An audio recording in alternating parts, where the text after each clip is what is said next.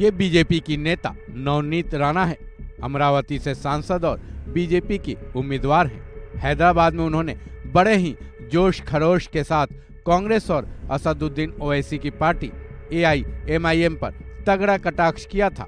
पाकिस्तान से जोड़ते हुए ये विवादित बयान दिया था, लेकिन यही बयान अब नवनीत राणा के लिए गले की फांस बन गई है, क्योंकि नवनीत के इसी बयान को लेकर हैदराबाद के शादनगर में नवनीत राणा पर FIR दर्ज हो गया है।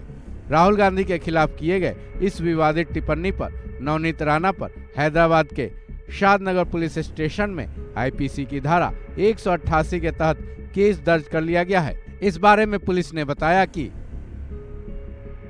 हमें चुनाव आयोग के FST फ्लाइंग स्क्वाड की तरफ से शिकायत मिली थी, जिसमें चुनाव के नियमों के उल्लंघन की शिकायत की गई थी। ये शिकायत हमें गुरुवार को मिली थी। ये शिकायत चुनाव आयोग के FST कृष्ण मोहन की तरफ से दी गई थी। कृष्ण मोहन, जो कि चुनाव की ड्यूटी पर कार्यरत हैं, उन्होंने शिकायत की थी कि नवनीत राणा ने बयान दिया था कि अगर राहुल गांधी को वोट करते हैं तो वो वोट सीधे पाकिस्तान को जाएगा, जो कि चुनाव के नियमों का उल्लंघन करता है। उसी के आधार पर नवनीत राणा पर IPC की धारा 188 के तहत केस दर्ज कर लिया गया है। Graphics out. हालांकि नवनीत राणा ने न केवल राहुल गांधी बल्कि असदुद्दीन ओवैसी की पार्टी के लिए भी यही बयान दिया था, जबकि पुलिस के मुताबिक दर्ज किए गए केस में फिलहाल AIMIM पर दिए गए बयान का जिक्र नहीं है। चलिए एक बार सुनते हैं नवनीत राणा का वो विवादित बयान, जिसके आधार पर हैदराबाद में नवनीत राणा पर केस दर्ज हुआ है। हैदराबाद में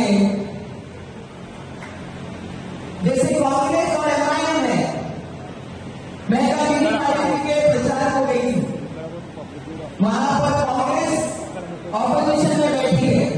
मैं आप लोगों को इतना बताना चाहूंगी कि MIM और कांग्रेस को अगर आप मतदान करते हैं तो वो सीधा मतदान पाकिस्तान हो जाता है, क्योंकि जिस तरीके से MIM के लिए और कांग्रेस पे राहुल गांधी पे पाकिस्तान वहां से दिखा रहा है कि मोदी को हराओ और राहुल बाबू को जिताओ।